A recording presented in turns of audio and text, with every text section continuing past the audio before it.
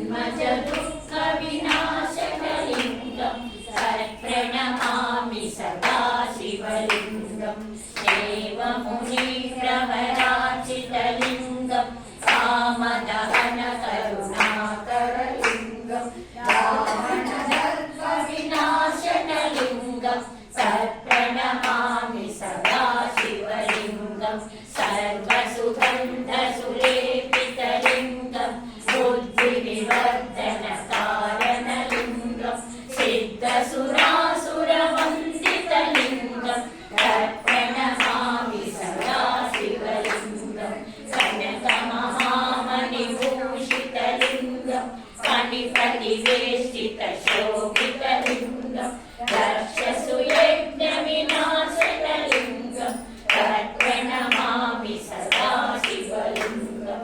कुङ्कुमचन्दनलेपितलिङ्गं पङ्कजहारसुशोभितलिङ्गं सञ्चितपापविनाशकलिङ्गं तत्प्रणमामि सदा शिवलिङ्गं देवगणार्चितसेवितलिङ्गं भावैर्भक्तिविवेवचलिङ्गं दिनकरकोटिप्रभाकरलिङ्गं तत्प्रणमामि सदा शिवलिङ्गम् अष्टदलोपरिवेष्टितलिङ्गं सर्वसमुद्भवकारणलिङ्गम् अष्टदरिद्रविनाशनलिङ्गं तत्प्रणमामि सदा शिवलिङ्गं सुरगुरुसुरवरपूजितलिङ्गं सुरवरपुष्पसदार्चितलिङ्गं परमपदं